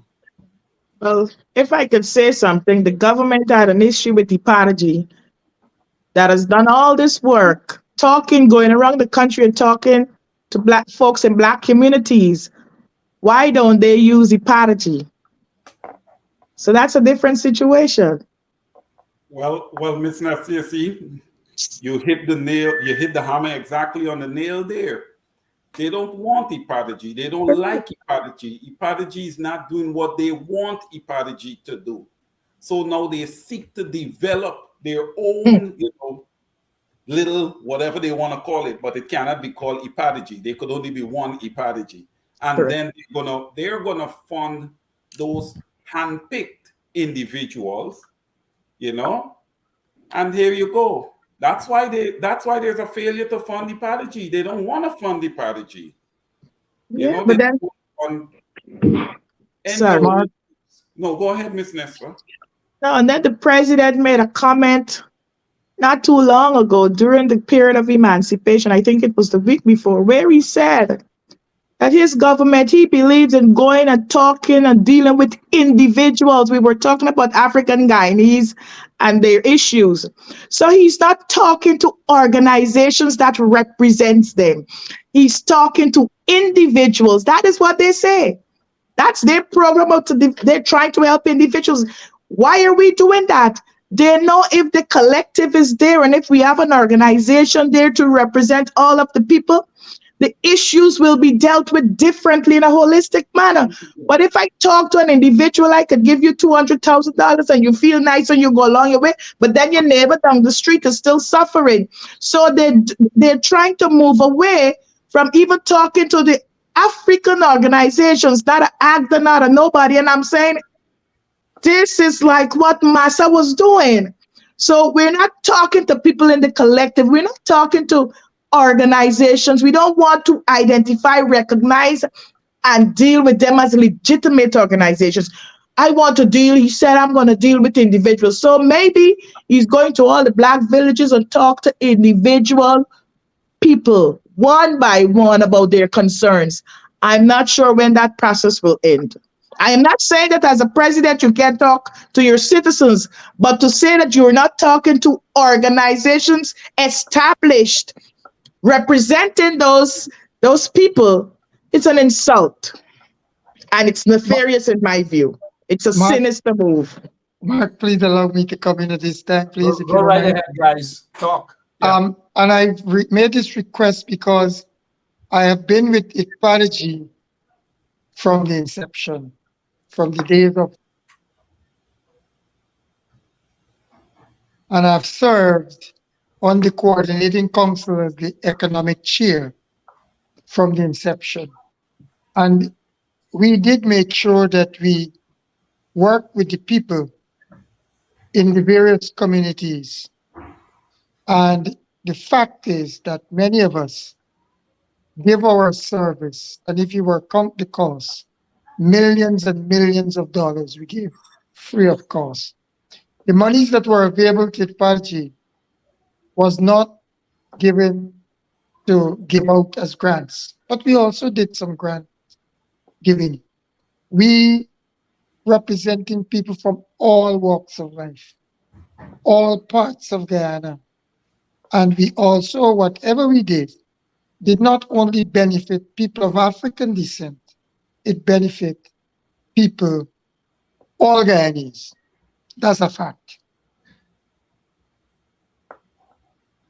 To question, without any doubt, that what people were claiming and falsely projecting that the executive, and in particularly Vincent Alexander, was doing some commingling and wrongdoing and whatever.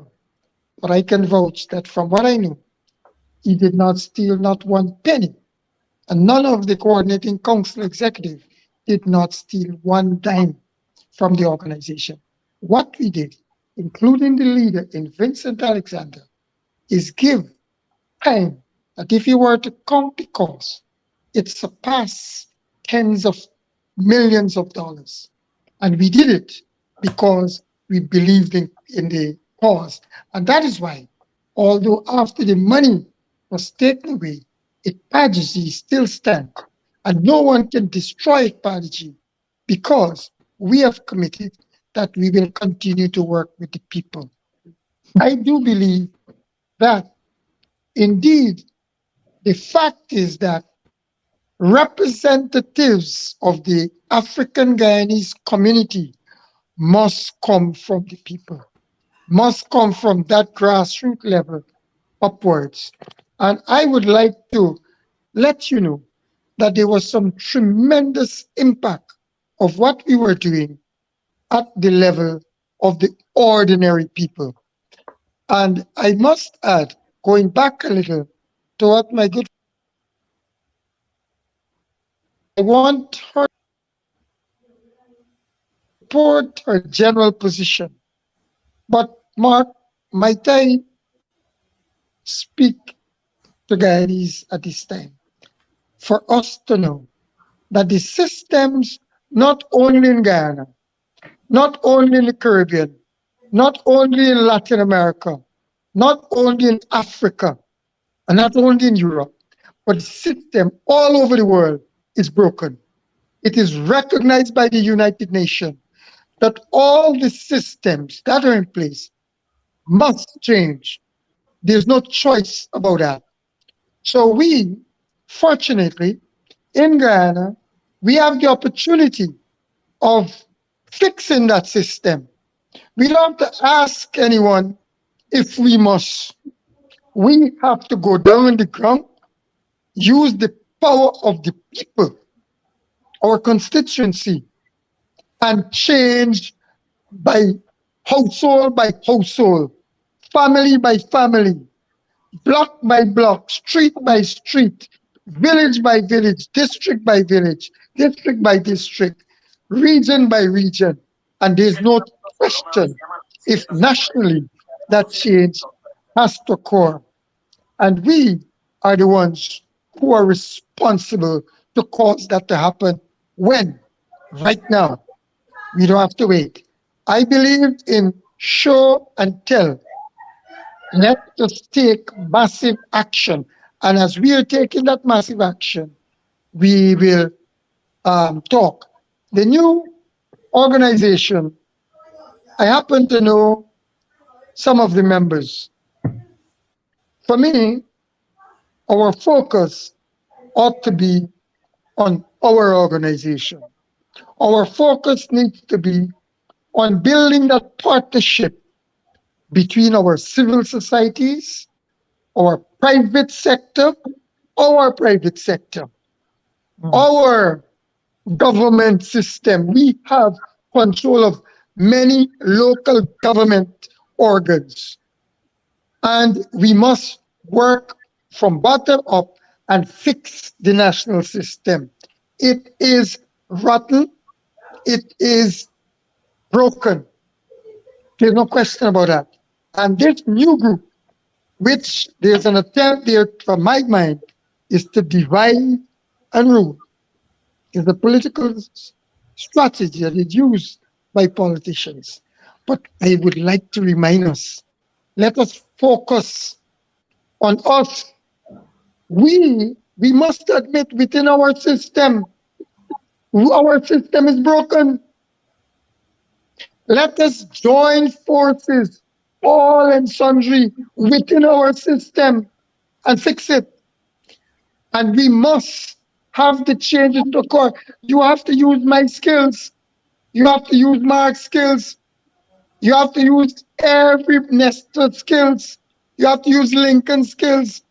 My brother, Lieutenant Colonel skills. All the skills we need to put in a melting pot, shake it up, and create that world model. Guyana right now, we, believe it or leave it, we are creating history as people of African descent. The mere fact that we're here tonight, talking the way we're talking about Kojo McPherson, about Lyndon Forbes, Samson Burnham, about us. It is a fact. If you want to check it, there's no group in the world that is doing what we are doing as people of African descent in a unified way.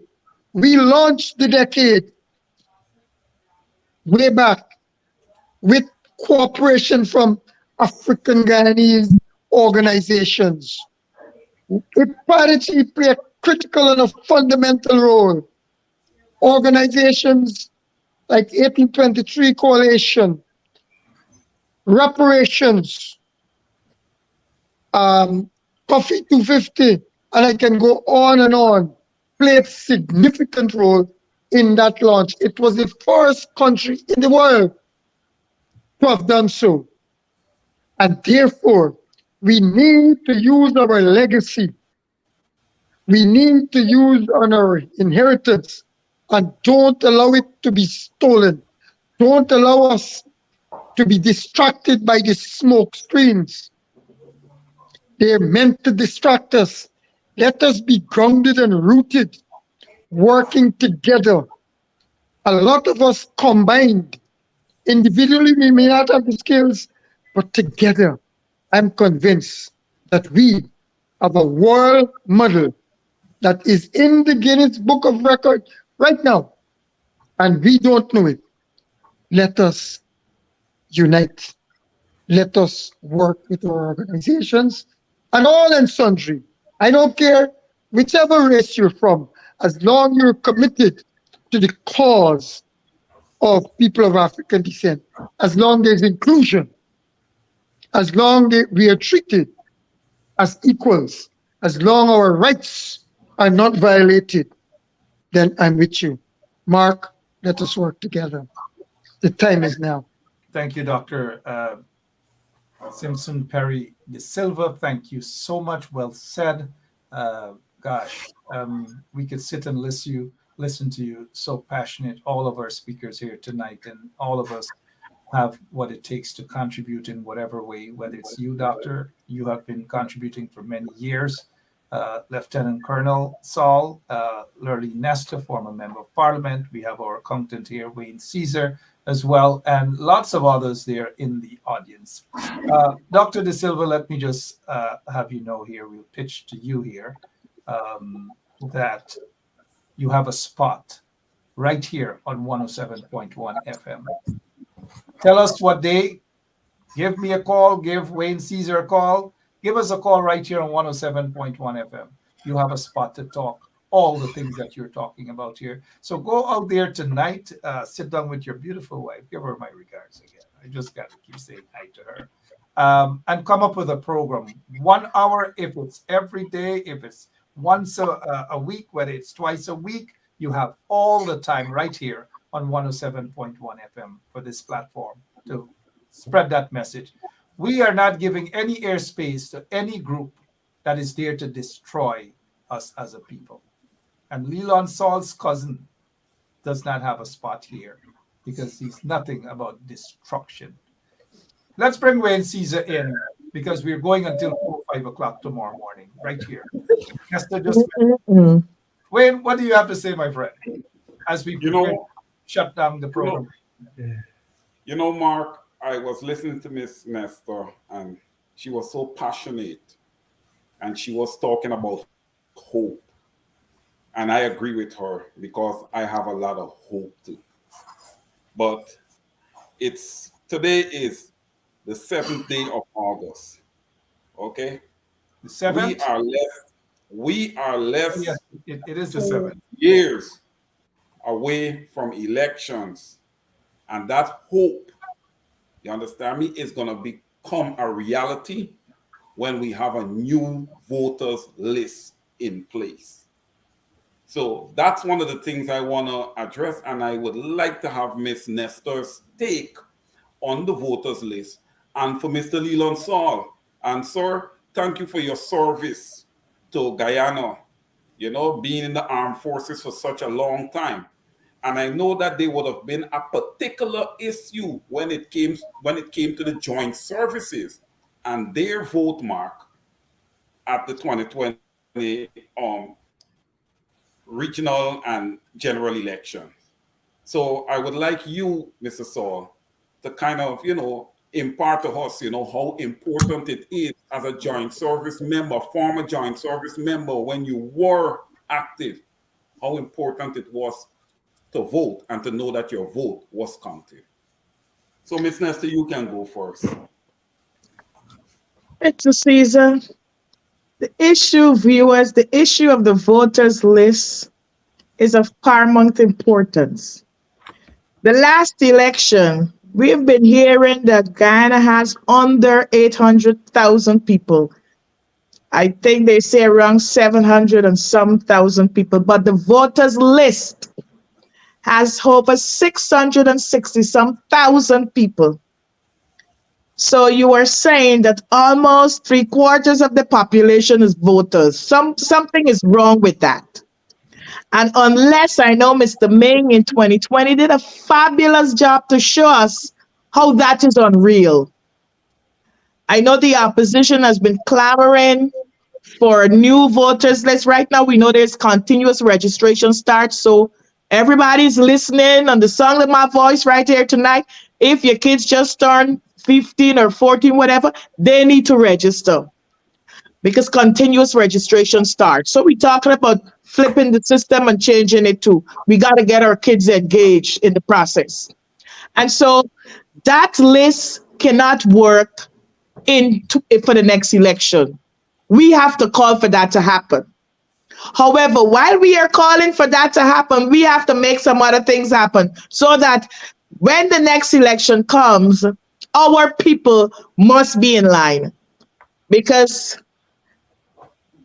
Desmond Hoyt used to say one thing, because unlike Mr. De Silva, I did not serve with Mr. Burnham. I wish I could, but age would have denied me. But I served with Mr. Hoyt and then Mr. Corbyn and so on and so forth. And he always said one thing. He said the PPP understand one thing. this kind of diplomacy and all of that, they don't get it. And Hoyt made his mistakes, but he came to his senses. You know that, Mr. De Silva. He said they understand strength and force. And so when we were on the streets in our thousands, he said that's the only thing they understand. And unless we get up and get, because the voters list is a problem.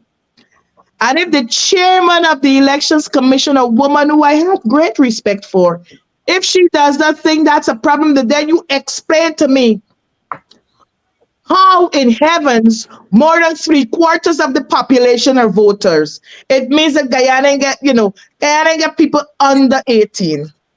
And Guyana is a fairly young country. And so we know for a fact that the list is out of order. I'm not sure when last we had a census, which can give us the right figure. I think the last census was done more than 12 years ago. So at this point, we are hearing that we've been under 800,000 people for the longest while. I am saying quite a lot migrated. And a lot of them are PPP supporters. Let us not fool ourselves by this whole myth and this propaganda beating out there that says that the PPP supporters are more in Guyana. That's a fallacy. That's a lie. Folks are leaving the country in droves. And so everybody's saying everything because they want to get the upper hand. And then some of our people, they win because they have more people. That's a serious psychological ploy that has been employed on the people of Guyana for a long time. So you say it often and people begin to believe it, but you have to go to the immigration department to see the amount of departures every day and the permanent residents too. And so the voters list, in my view, sir, is flawed and it has to fix. We cannot accept it as normal, but I would not say on this call that we will not go to an election. I am saying that while we call for it, I'm not the leader of the opposition, I'm not the leader of the PNC, I'm talking here as Laurie Nestor. I am saying that while we call for it, we have to do some other things because we don't want anybody to find us wanting later. We have to do some other things. And those other things I will not go into detail on this program because Mark will want to say some other things too. So I'm not going to say that, but we have to get our people engaged. Every boy, girl out there who just turned 16 or whatever, you have to register. That's part of your duty as a citizen. Get registered. Parents, get your children in line. It's important. All right, I'm going to finish that sentence, Mark, for Ms. Laurie Nestor. What she's saying, essentially, when she said there's other things that we have to do, we got to get on the ground. As she said, we got to get our people together. We have to edify them, and we have to be prepared for general elections come 2025. Over to you, Mark. Before you go, one of the things, I'm sorry, Mark, I'm sorry. I know I got to work tomorrow, so I'm also watching the time. That's okay. We have until 4 o'clock. I see, but I got like 2 minutes. But before I go, one of the things that I do, whether or not there's an election, I'm in Guyana, I would go to communities and I would say to people, ask them if they're registered. My message is stay engaged because a lot of times people are betting that people will become disengaged from the process. That's another bet. That apathy will step in and come election day, they will not show up and vote. And then they have people like me that look like PNC supporters because they seem to think PNC supporters look a certain way. I disagree. They would come to you and they say in your ears, and I want people to understand this. It's all a game. It's all a political ploy to say, oh, it don't matter who win, PPP or PNC, who win, we still got to work. And so when enough people start saying this and others start believe, some people feel that they don't need to vote. And so that is why whether or not there's an election, those of us who are conscious of what's happening, we have to insist and encourage our people to stay in the game. because that is important. Not only on election times, we have to let our people understand now that voting is important. I said to people the two most powerful things you have, you may not have house and land and all of that. You have your vote and you have your 2 cents in your pocket. Nowhere to spend it and nowhere to put your vote. Well said. Nowhere to spend it, nowhere to put your vote. I repeat, nowhere to spend your 2 cents. Correct. Simple as that. We can touch on that on some other occasion. I'm glad that Wayne Caesar actually mentioned the voters list to steer the conversation in this direction. Gentlemen, lady, feel free. 107.1 FM is your platform as well. Come up with any ideas, any sort of programs you guys need. We have full access. You guys have full access. I think Wayne also directed the question to Lieutenant Colonel on the issue of voting. Yes. Go ahead, sir. Mr. Caesar, you know, free, fair, and credible election must be of concern to all of us. And I will say that the issues that affect the joint services will be the same for the wider population. What we must demand is a new voters' roll. Once we achieve that, we have to put system in place at the polling place to ensure that you do not have voters imitation, to ensure that people don't vote multiple times. It therefore means that we need biometrics at the place of polling. If we don't do that, we cannot guarantee a free, fair, and credible election. I personally would have witnessed on the quarantine in 1997, I spoke about it on several times, where I see people voted multiple times. And we have to deal with that problem. And I believe biometrics at the place of polling will allow us to mitigate against that risk of multiple voting. Pressures or the appropriate pressure must be placed on GCOM to ensure that we have a proper voters list. It is of concern to me, and pretty often I am out in front GCOM on Tuesdays protesting for that. We cannot go forward with that list. Ms. Nestor would have highlighted certain things about the list, how padded that voter roll is. We cannot go forward with that. And it is not in the interest of the PPP to address this problem. And I agree with her. And President Hoyt understood this well. To get the PPP to respond to you, you must apply pressure. And we need to apply the appropriate pressure to ensure that we get a new voters list. You know, I believe that what we are doing presently, yes, while I accept you go there and you protest every Tuesday, we are not getting the desired result. We need result, and we need it now.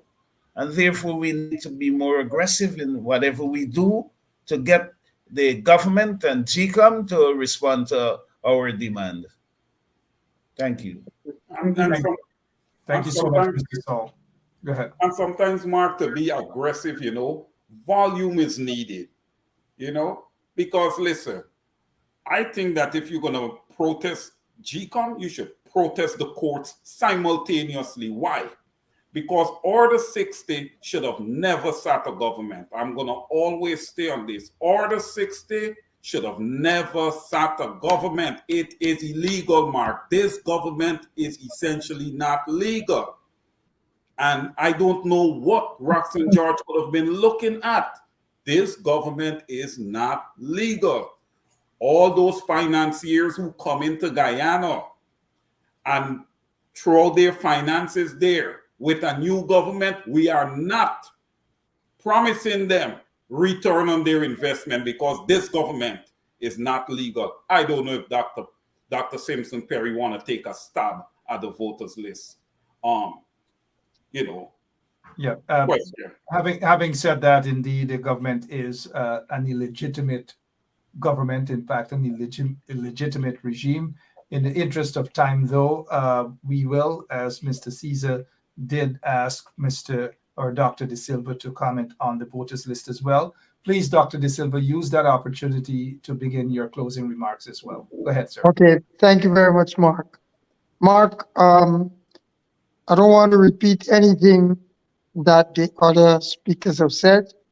I agree, but I would like to include an element that I think is very important. There's a need for massive education of the voters. I have been doing some surveys on the ground personally with respect to the knowledge of Guyanese, in this case, more importantly, African Guyanese, but it's Guyanese period.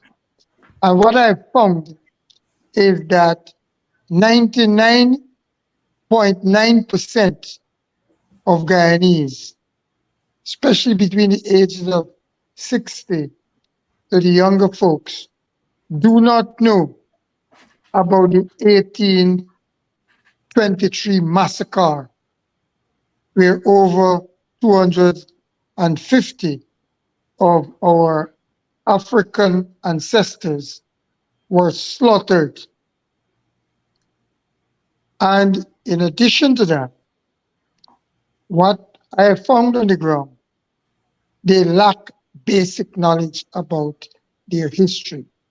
I'm convinced if we were to teach our people about what used to happen then and what continues to happen today in some areas, that would be a tool that would be used for our young people and Guyanese, period, to vote based on issues.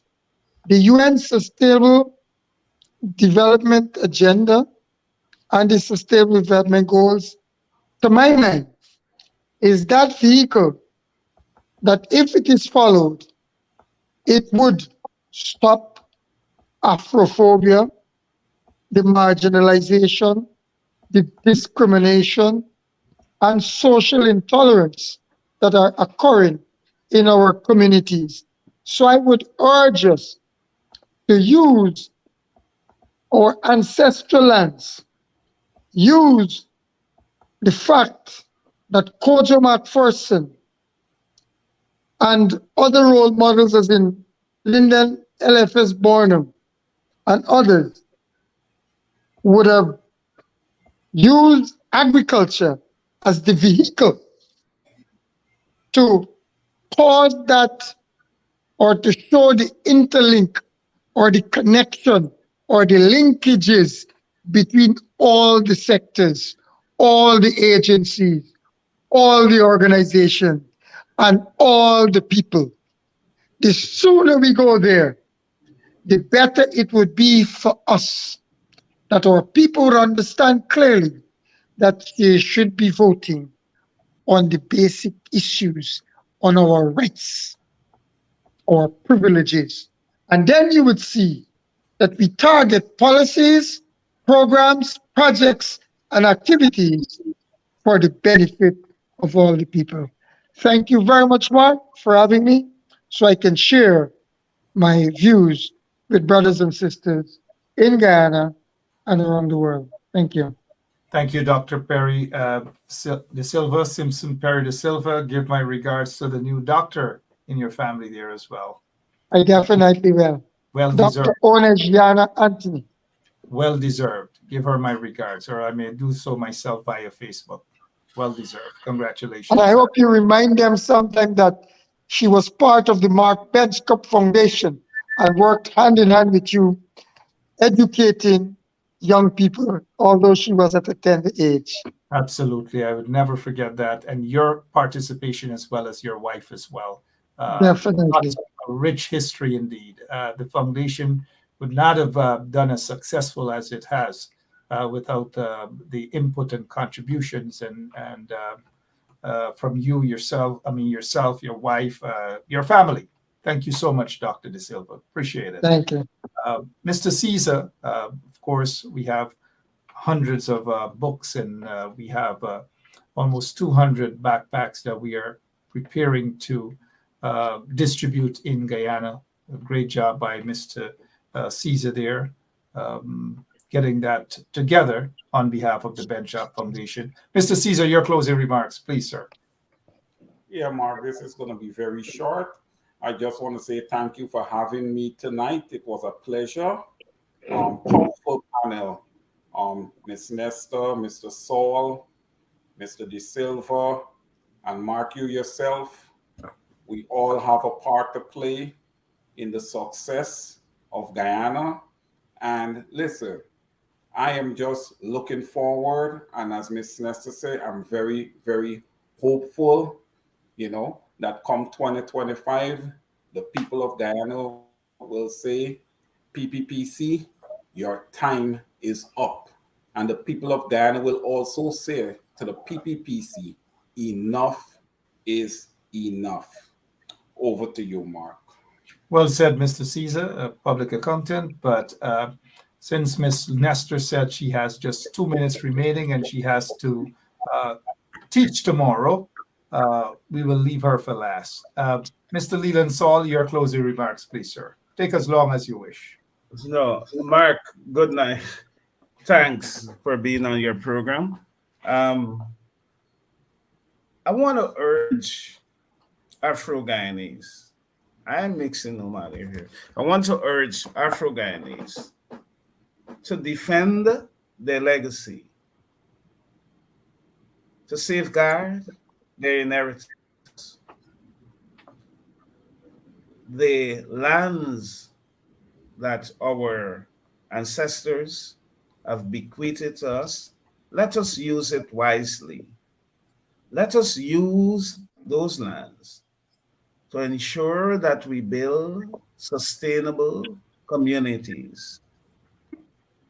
Let us embrace the work of Kojo McPherson. Let us follow the teaching of Lyndon Forbes Sampson Burnham. Good night, listeners. Good night, Ms. Nestor, Mr. Caesar, Dr. Perry.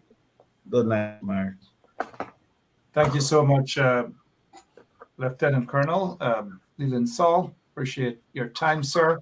Ms. Caesar, Ms. Nestor, please feel free. Take all the time in the world for your closing remarks. 30 seconds. Thank you, Mark. Thanks to this wonderful panel. I must say that I am leaving this show 10%, 100% more informed than I was. So thanks to your panel. I want to thank everyone who tuned in tonight. My one word to all of us: let's push back.